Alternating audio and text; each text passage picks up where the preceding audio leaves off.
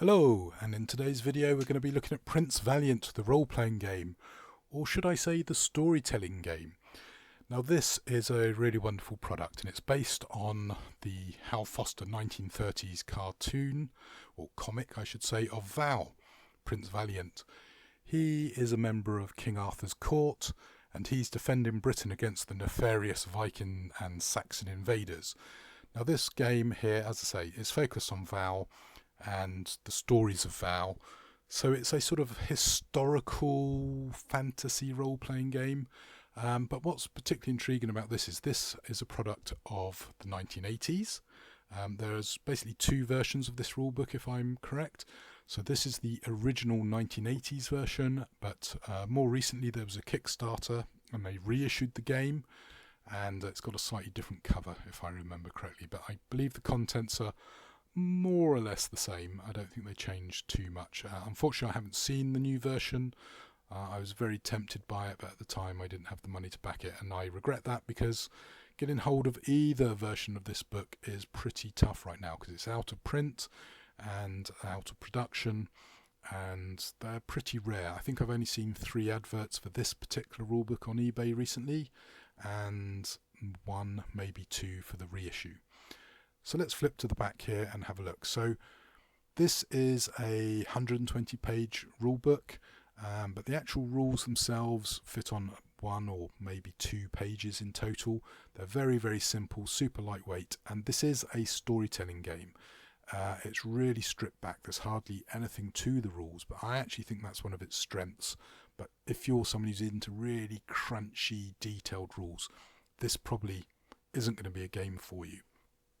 However, you should still consider getting hold of this, and that's for a very good reason. There's 120 pages of this book, and only 1 or 2 of them are basically rules. And the reason for that is this was aimed at new players, young adults, and because of that it's got some really, really good how to run and play a game. And so I think there's some really good info in here. Now obviously for you old hands, you might think I don't need any of that rubbish, I know how to play games. But yeah, a lot of modern rule books, and I would include some I've written myself, sort of skim over that. They're like, hey, here's the rules, here's a setting, you know how to play, get on with it. This doesn't really do that. This doesn't have any assumptions. It assumes you've never played a game before, and it really holds your hand, and for that it's a really wonderful product. So let's get inside the rulebook and have a look. So as I say, this is Prince Valiant, the storytelling game. It's got lots of lovely artwork by Hal Foster, obviously the creator of Prince Valiant, and obviously Greg Stafford, a giant amongst the role-playing community, sadly missed. So yeah, this, as I say, is a very simple, lightweight game where your character's defined by just like 4 characteristics really, and we'll tell you about those shortly. So here it is, nice picture there of Val riding on a horse, and some detail about who designed the game and where it came from, etc. So the first thing we get is a really nice table of contents and a index of illustrations. As I say, most of these I believe are Hal Foster, and then straight into, what is a storytelling game, what can you do, how do coins work even. We've got a nice example of play running through here, and it really is good to see something like this. We don't get it these days. We then, page 13ish, get creating an adventurer, and as I say, a little box out here how to actually create your adventurer, and lovely shot of King Arthur here. Expect me to zoom in on a couple of bits of artwork, lovely stuff.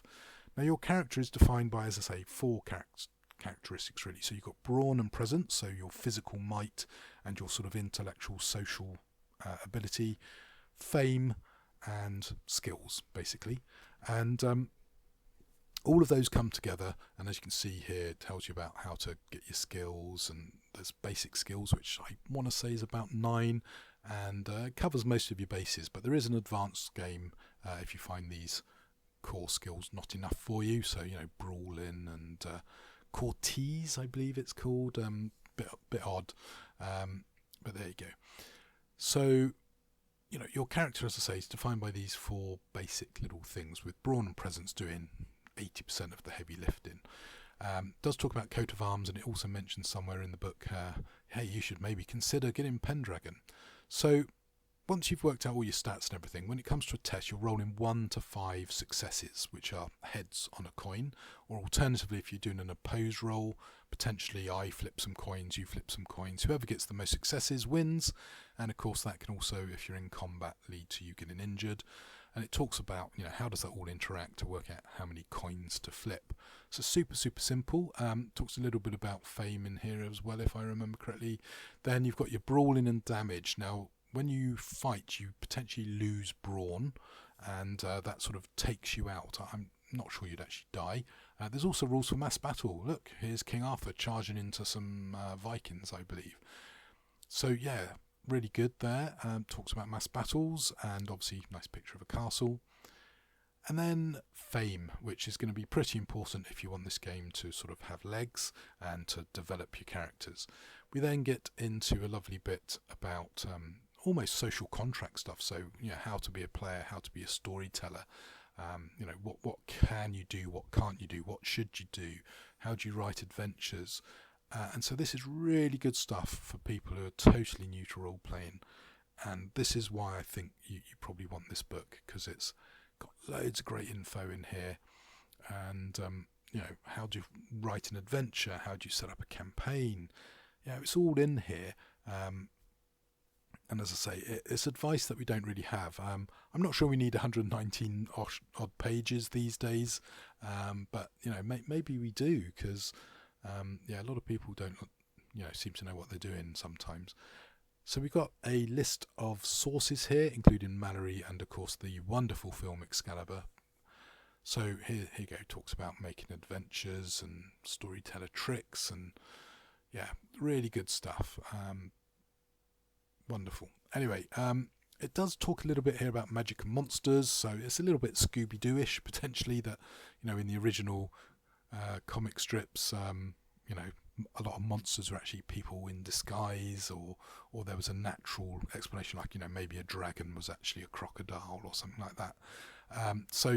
That's interesting. Then we get to the advanced game. Sadly, I think the page number's just outshot there. And this tells you how to make your game a little bit crunchier, although it's still pretty lightweight, to be honest. So tells you about giving out gold stars and certificates. I'm not sure I'm 100% into that, but this is the bit that's of interest. So you've got advanced occupations and basic occupations, more skills and character traits, and some of this stuff I think is optional for a good reason. Some of it is good. Does talk about female adventurers as well, but then we've got our advanced skills here, some of which are more or less useful. So, reading languages and stuff. Well, is that really that important to the game? Well, it depends on your game. Maybe it is, maybe it isn't. But the traits are interesting because that's almost a sort of Pendragon-y influence, really. This section's pretty good, but a lot of the traits can be negative. So, like, for example, prejudiced or greedy and stuff like that. We then get to some background information. So, where did Prince Valiant come from? And that's kind of a nice little intro, and then almost like a monster manual here of a list of NPCs in the world. We then get to the optional rules, so increasing your skills and maybe tweaking your brawn and presence, and of course increasing them, making them better. And that's pretty much it for the rules there. So don't ask me what partial combined numbers are, I totally forget what that is. So we've got castle bit there, certificate, and then the 20 or so one-page adventures. Now, the criticism of this book obviously is the 20-page adventures is lots of nice variety, but there's no really big meaty adventure to get your teeth into, which I believe the Kickstarter helped address by giving you an extra book of adventures, which maybe helped alleviate some of the problems of the original version.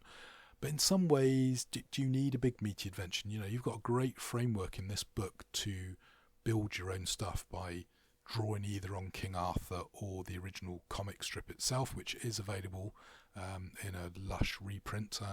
I think they're often £60 to £90 for a great big book full of a whole year's worth of comic strips.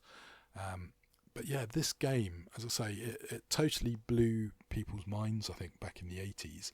So today we might be a bit more jaded, think what's so special about this, but back in the 80s, you had really crunchy games like, you know, FGU with its equations and slide rules and all that sort of stuff. This totally rejected that and stripped it back, and it's very much sort of the Free Krieg revival sort of game where understanding your setting is more important than understanding your rules. So Chaosium, if you can get this back into print, I would absolutely love you to do that. Now, maybe you need to do it as a PDF with a print on demand rather than actually making a softcover book like this here. You know, it is a bit of a niche thing. You know, do you like Prince Valiant? Do you like King Arthur? You know, would you rather Pendragon, etc.? Well, if this was available as a PDF or a pod, I'd love that, because getting hold of these now is proving tricksy, particularly if you don't want to be ripped off. You know, over £100 for something like this is absolutely ridiculous. But you can get occasionally good deals, and I managed to pick this up for a price that was maybe more than I wanted to pay, but was acceptable. And yeah, I would love to see this, as I say, back in print, being supported. But of course it does rather compete with Chaosium's own Pendragon. So I might actually do a video on Pendragon. I do actually have the first edition box set, so I might do that. And obviously I've also got a video, I believe, of the Green Knight, so you might want to go check out that to see an alternative option to playing in the Prince Valiant sort of King Arthur universe. But this is a really, really good game. Definitely worth picking up, and I'm really looking forward to playing it. It really floats my boat. So 120 pages of goodness as far as I'm concerned. Anyway, until the next video, happy gaming.